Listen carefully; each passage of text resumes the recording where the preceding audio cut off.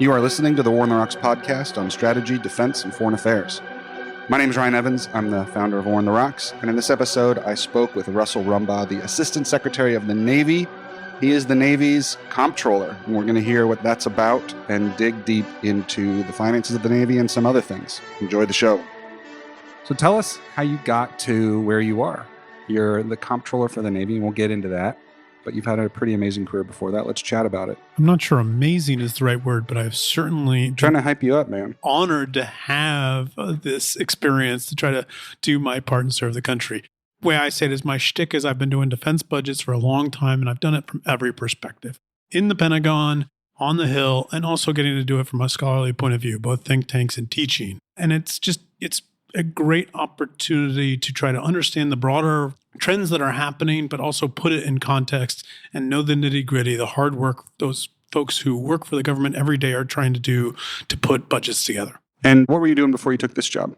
I've had a whole series of things. I was fortunate enough to serve in the Office of Secretary of Defense Cost Assessment Program Evaluation, but I also took turns at some think tanks. The last one was the Aerospace Corporation, the Space Forces, FFRDC. And, you missed the most important part is you were a contributing editor at a little publication called War on the Rocks. It's something that will always be an honor for me because War on the Rocks has had such a disproportionate impact on the conversation about how to improve our nation's defense. Well, in part thanks to you, whenever we had a particularly vexing space submission during that period of time, you were very helpful. Let's jump into it.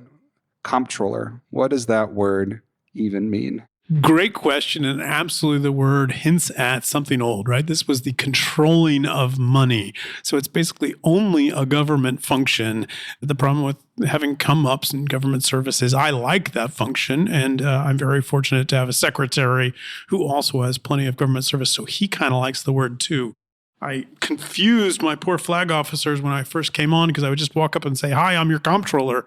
And they didn't think that was something you really introduced yourself as. And it took a while to explain, no, really, I'm the assistant secretary, blah, blah, blah, blah, blah, that goes on. I have a great team, about 350 people directly, 10,000 financial managers across the Department of the Navy. And we have three big functions: the building and execution of the budget, the operations, everything from doing the audit to paying people, making sure everybody's pay is correct, and then the systems to make all of that work. Let's talk about the audit, which at first glance, especially for listeners that don't follow this, might not seem like the most exciting topic, but it's actually pretty important. We audit the department now. We audit the Pentagon now. And it fails every time. And this is always used to beat the Pentagon over the head, particularly by our friend Chris Preble. But it's sort of never a surprise that it fails at this point. It's really more about getting to a place where we can improve our processes enough that the Pentagon might eventually be auditable. Do I have that about right? Well, first of all, that was a neat little allusion to begin with. You say many people wouldn't find it exciting, but it's important. There's plenty of things that are important that nobody finds exciting. And I'm not sure I can actually tell people it's exciting. I'm a little more optimistic than what you described. We deserve all of the grief, right? It's been almost 20 years since when we went on the GAO high-risk list. We are the last cabinet agency to not be auditable. There's a reason we deserve all the grief. However, I do think we're making progress. I get to cheat because I'm fortunate enough to serve in the Department of the Navy, and I think we are trying very hard and actually making progress. The jury is still out on the U.S. Marine Corps opinion. We hope soon, in the coming weeks, we'll find out. And hopefully, although we cannot prejudge the independent auditor's opinion, the Marine Corps will be the first military service to have an audit. And the Navy did not make the cut, so to speak, this time around. We have a disclaimer of opinion is the correct way to say that. The auditors can't even tell us what status we're in. Really? Just too confusing. Yes. Well, that's, of course, the magic thing about audit is it's this weird language, right? It's not where is your money. We know where our money is. You have to get into the sense of auditability, which people forget how recent that is. Private internal controls didn't happen until Sarbanes-Oxley. That's post-Enron. That's 20 years ago. That's you and I's professional career. This thing that everybody takes to be a common thing is actually relatively new. Explain what that is, because most of our listeners will have no idea. Surely you remember Enron, though, right? Yes, I remember Enron. There's some kind of movie. It was, So that came out of that Sarbanes Oxley were the two congressional supporters that insisted on internal controls, not just good enough to be auditable for public entities, but everybody needed to show that you could trust how it was going on. No more lying and cooking your books. So even in the private sector, that's a relatively recent development. One of the things that gets in the way for us in the Department of Defense writ large is we actually work really hard to be accountable and started using managerial sciences before everybody else. Yeah, the only problem is we did that, and then the rest of the world moved on. And so we still have one of our main contract writing systems that's based on COBOL and came out in 1957. Yeah, tough to call that modern anymore. So in 1957, world leading. 2023, maybe we should get auditable. Part of the magic of being a appointee, a government official, is you don't really get to set the rules by which these things take place. What really stops us from having more updated standards on how we do these things? Is it Congress? Is it internal regulations? What is it? The standard is auditability. So there are 3 separate boards that cover auditability. There's a private sector one, a nonprofit one, and then a government one. So the FASAB is the setter of standard for the U.S. government. So the standards are absolutely out there. Your question is still a great one of why isn't DOD meeting those standards? And for a long time, DOD wouldn't talk about how much it was unique. What is the value of a U.S. aircraft carrier? Is it the amount we spend on it? I can take on small nations. Should you value it by the entire GDP of that nation that you might be able to take over? Like, how do you value it? Those are real thorny questions, and they are harder to do, and there aren't really private sector. But there's a bunch of stuff, as I referred to before, where DOD is absolutely accountable. That's not the same thing as auditable, and we need to get to that auditability, which the main difference between accountable and auditable is we know where everything is, but that's because we just counted it. Auditable means not only do we know where things are, but we are very confident nothing moved since the last time I counted it. All right. And what's the next step? So we're waiting for this Marine Corps finding. Who issues that? It is actually the DOD IG who owns the statement of it, but they rely on the independent public auditor, EY, for the Marine Corps and also for the for the Department of Navy General Fund and Working Capital Fund. So we'll find that out soon, and I'm looking forward to it. Waiting with bated breath. I can see that. Yeah. Although I think you're underestimating what's happening here. The big thing the Marines did that nobody else did was uniformed leadership attention. And so you're finally, you hear people talk about, well, how do you get culture change? And of course, culture change is by itself magical. Well, it's not actually magical in the U.S. Marine Corps. The big boss says, do it. Everybody just does it. There was a lot of gnashing of teeth. There was a lot of pain. But now we're coming out on the other end, or at least we're coming out on the other end. And I think that's going to be the test case to show not only can it be done, but it can be done and kept a high degree of readiness. What are the other big issues that you're dealing with? My understanding is you're somewhat involved with the shipbuilding plan that's coming out. Involved. That's a great way to put it. You were asking about what the Comptroller is. The main thing the Comptroller is just a staff weenie, right? So it's not my job to determine what's the right answer for U.S. national security. I have a secretary and 2 service chiefs who I'm just trying to staff. I'm very fortunate that I have a secretary who has been very clear and consistent in his guidance.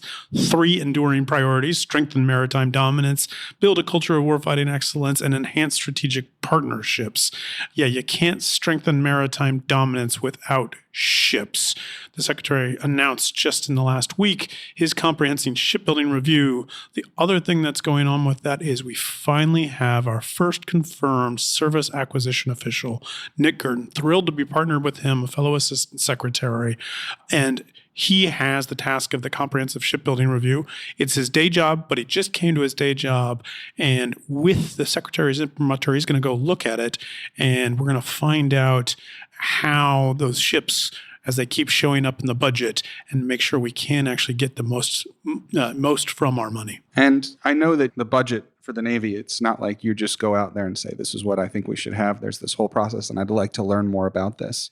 But so you're going from audit, super exciting, to budget process. Yeah. So, now you've got all of your listeners hooked. This is as racy as it gets. One of the things, and I know you're not the final word on this in the administration, but one of the things that's been frustrating to a lot of people who believe that ships matter, as you were saying, And especially when you're dealing with a competitor like China and the vast stretches of the Indo-Pacific, most of which are covered in water, and have been frustrated and confused as to why we haven't seen more spending on shipbuilding in this administration. I don't want to prejudge the review, which hasn't, as you mentioned, the official in charge of it only just started at the department. But are there any initial thoughts on this that you're able to share? I don't have initial thoughts on the shipbuilding review, which just kicked off, but I'm not quite sure I accept your premise. Well, I certainly accept your premise that the Indo-Pacific region is covered by a lot of water. Well, at least we can agree on something, Russ. Yeah. And I think you see, especially in this administration, that there is a tilting toward the Navy, the Marine Corps team, and emphasizing how we're going to prepare. You see that with the Navy having a 4.5% increase in the PB-24 request. You see that in a presidential supplemental of $3.4 billion for the submarine industrial base, right? When was what was last inflation, the year that we had that 4% increase in the budget request? We're currently living in that. Yeah. And so actually inflation right now is 3%. So right now we're not doing too bad. What was it when that, anyway? You take my point. It's not the most impressive increase when you take inflation into account. It is when you do it relatively. That was a more spending on the Navy than other forms of national defense. So that focus, something we haven't seen consciously for a very long time, I think is exactly in line with what you're talking about. We have extreme shortages in maritime infrastructure, shipyards, capacity to repair and build new ships, skilled labor, all of these things. There hasn't yet been a concerted effort on how to resolve these shortcomings, which are required for a strong and healthy Navy. It affects everything from us being able to build enough ships every year to, more specifically, is it smart to actually give a Virginia-class submarine or two over to Australia as a part of AUKUS, as we've committed to? Can we spare the capacity if we're only really building, I think it's 1.5 of these a year now or something like that at 2 different shipyards? Is this something the administration is willing to seriously revisit? The administration is absolutely revisiting that as we speak. We need to be a little careful and parse what you're saying there. Do we have the correct outcomes for our shipbuilding and meeting the needs of the national defense strategy? No, right? You just said we're not hitting our goals of having 2 Virginia subs produced every year plus the Columbia class. And now to make sure that we help with a very strong ally, the Australians, to put more subs in exactly that place where we most need them, the geographical place where we most need them, the Indo-Pacific region, and in the place where we have an outsized advantage over China or anybody else, that undersea domain. So everybody knows about this. Is that because we don't have enough yards? Is that because we don't have enough skilled workforce? This is the United States. Well, that's what the GAO has found. That's not just Ryan's opinion. And certainly everybody associated with the shipyards will tell you that they're having a trouble with workforce. The administration is putting direct money. We have $250 million in an OSD account in the PB-24 budget that the Hill is hopefully finishing up here shortly. That goes directly into workforce training. Part of the $3.4 billion is workforce training. This is absolutely a broader story of returning industrial capacity to the United States. And this is something we're going to have to do ourselves. We're in that conversation. One of the simplest ways you see it is the shipyards increasing their share of women in the yards. Not surprisingly, it used to be a male-dominated field, but hey, we're short of people. You can't cut out half the population. So you see that becoming a friendlier place. You can feel it when you walk the yards while it's still maintaining it. Plus, skilled workforce isn't a static thing. You need skills. You train somebody. Ryan had to tell me how to hold this microphone because it turns out I need some upskilling myself. That's something we can do. It's not a static thing. It's something we need to work on, and I think you're seeing those investments now. Even if you want to talk about yards themselves, my secretary has stood at the Philadelphia shipyard and stood at Mar Island and said, let's talk about this. His Maritime Statecraft initiative is exactly that. And in fact, is not just about U.S. Navy shipbuilding, but about U.S. shipbuilding.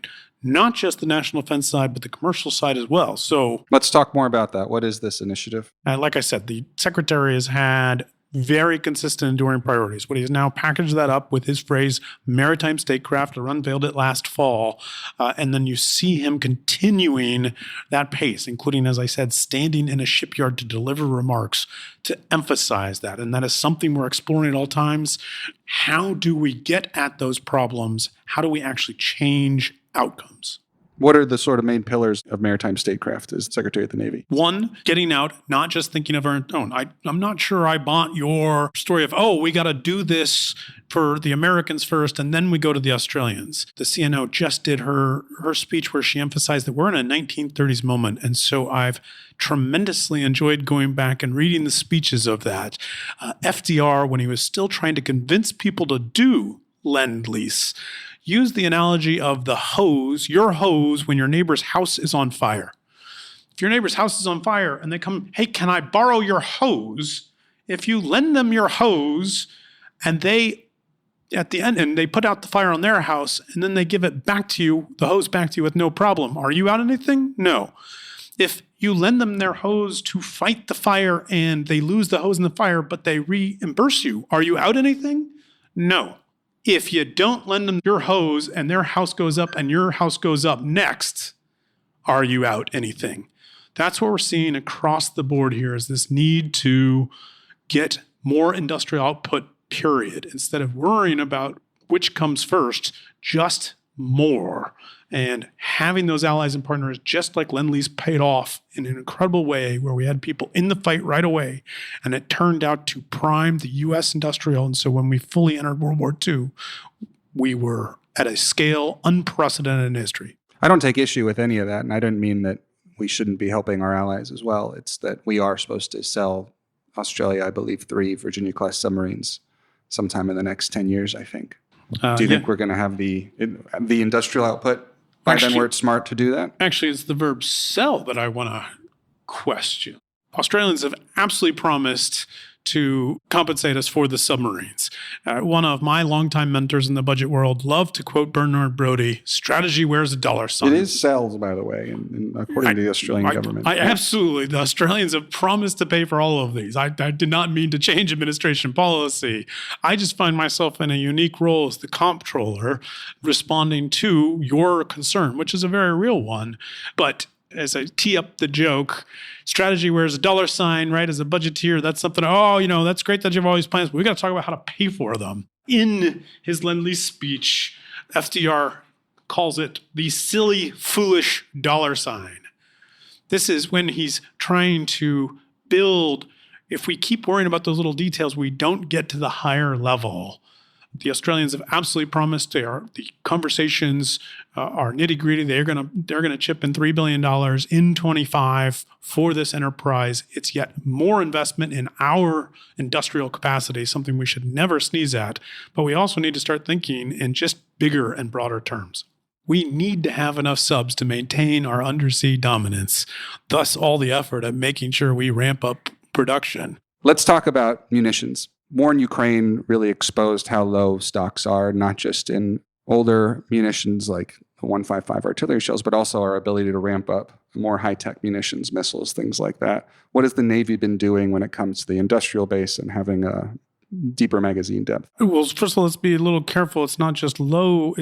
I'm not sure they were low stockpiles, right? We are still maintaining what's necessary. Your question about the ramp up is very important, right? On many of these munitions, we could run relying on industry to produce only a bare minimum, and that was fine. Going from that to being totally ramped up is another question, and we are living through that right now. I would take you back to the Lend-Lease story, right? How do you send a signal? And one of the things you do that is it's not just one country's demand, it's multiple countries' demands. We're seeing that in our partnership with Japan, focused on munitions. You're seeing that in our own Department of Navy budget request asking for a 30% increase in munitions.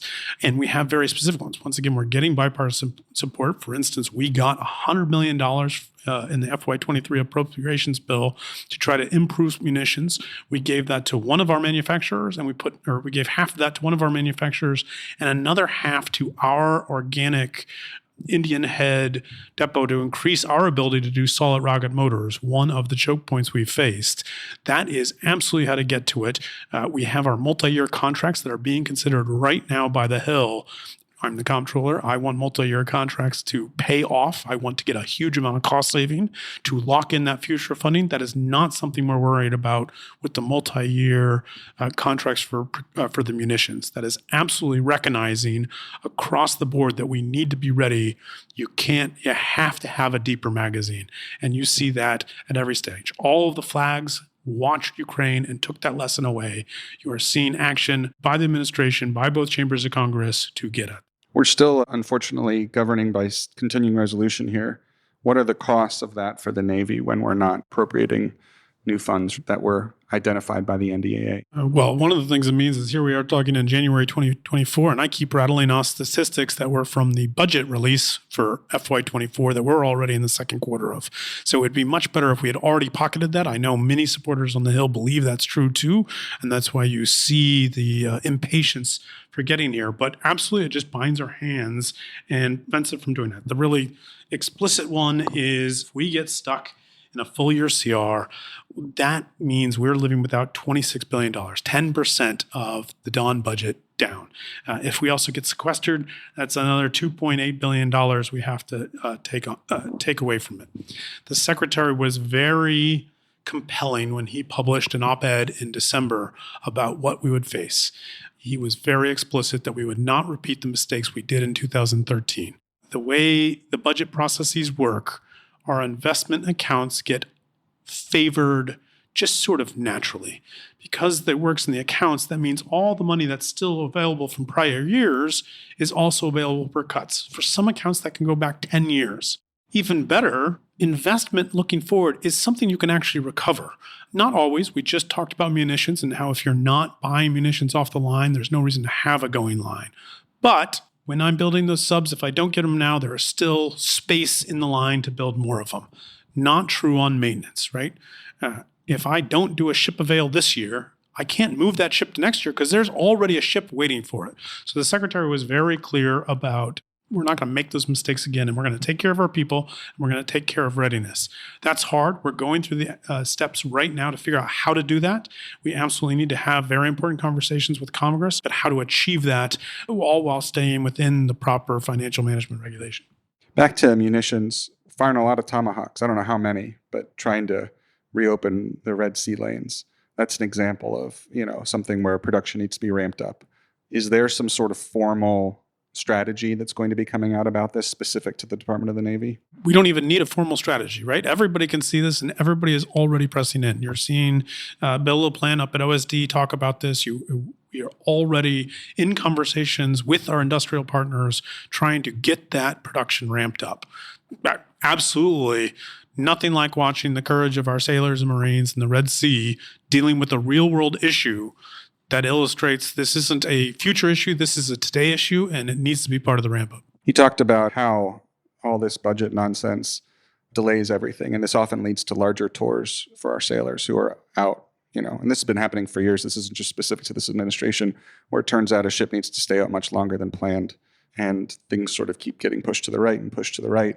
But a part of that is also not just budget, not just the slow, irregular budget cycle, but real questions about whether the Navy is sufficiently manned, whether we have enough men and women in uniform in our Navy, or whether the Navy needs to get bigger. Is that something the department's been looking at? The department is absolutely looking at that with a full investment in increasing our recruiting and increasing our advertising. We wish we had more sailors in the Navy. There's a strong economy that makes the recruiting landscape differently. You can't get me to complain about a strong economy that would make recruiting easier. Ironically, for the budget, for the comptroller, that means I don't have to worry about because I don't have those personnel costs. I'm looking forward to having to cover those bills when we get more sailors in the fleet and take care of it. The Marines are at the same point. They hit their target last year and are also trying to ramp up. So we absolutely need to get more. Everybody's looking at how to do that, even as we recognize. But not just recruiting. Let's say we were hitting all of our recruiting goals. Would that still be enough? We are having historically great retention rates. So we are doing what we need to take care of our sailors and Marines. We're focused on that ever more. The CNO has been the lead on what she calls quality of service, that is taking care of both the quality of work, what it's like to be, even if you're on a pre-commissioning ship that's in a shipyard, that you still get good food, have rewarding, feel like you're making a difference to your nation's defense, and also quality of life, that you have the resources you need to take care of your family, that your kids have a child development center to go to so you and your spouse can cover those things we, the Dawn, are asking you to do. What's a book that's had a big impact on you as a professional, or one maybe that you recommend to younger proteges? This is when I always worry a little bit about when the staff starts making fun of me for my days adjuncting, and they want to make fun of me for being so proud about having been a contributing editor. The last thing, book recommendations, like they just worry I'm going to walk over to the shelves and start pulling books off and flopping them on the table. One of the great ones for me is Paul Hammond's Organizing for Defense. Oh, I feel so guilty giving you such a geeky one. The key thing about Hammond's book is he's talking about defense. He's writing about defense organization right before all the McNamara reforms. We have this PPE commission going on. Been great partners helping facilitate a conversation between us and Congress. There are absolutely some things we should do to modernize the system. But you get this talking point of, we're in the PPE system that has never changed since McNamara. And that's just fundamentally false, right? First of all, it's not. It was the PPBS, so we changed the letter. Don Rumsfeld gets credit for changing the letter. And more importantly, the nitty-gritty. Well, would you say that the general structure and framework of it hasn't changed? I do not agree with that at all. I'm not making that argument. I don't know. I'm asking out of ignorance. I think that is a misunderstanding of how it was. Well, break it down for me. McNamara himself was a uniquely centrally driven process. And when Congressman Mel Laird came in to be Richard Nixon's Secretary of Defense, the first thing he did was hand it back to the services. And so that is still what we're going on right now, where the services build it. So that by itself is already a massive revolution, and none of that has stayed stable. The requirements process wasn't formalized until the 80s. The acquisition process changes on a regular part. Our relationship with Congress changes all the time, which luckily gets me back to why I like Hammond as the book review, because he's talking about all the forces that helped structure the department before McNamara's change, before he created PPE, before he created the FITUP as we know it. And I think it's invaluable to look back and be like, oh, I see those bigwigs in OSD who have responsibility for acquisition. That's where they came from. That didn't come from McNamara. They traced their roots before. Not all of them existed, right? We created personnel and readiness in the 90s. So all of that builds on. None of it has stayed the same. But when you start at a different point, the continuity looks different. It's a bit of a slog. I'll warn you, anybody who's going to go take it on. Thanks for joining us on the show, Russ. Really enjoyed it. Hope to have you back on sometime in the next year. Ryan, it's an honor to be a part of it. I'm glad to boast about what the Department of Navy is doing, and look forward to talking again soon. Thank you so much for listening to this episode of the War on the Rocks podcast. Check out our membership program at warontherocks.com/membership. If you enjoy naval issues, for example, one of the new features we have rolling out over the next couple months is a dedicated podcast on the Navy. So become a member at warontherocks.com/membership. Stay safe and stay healthy.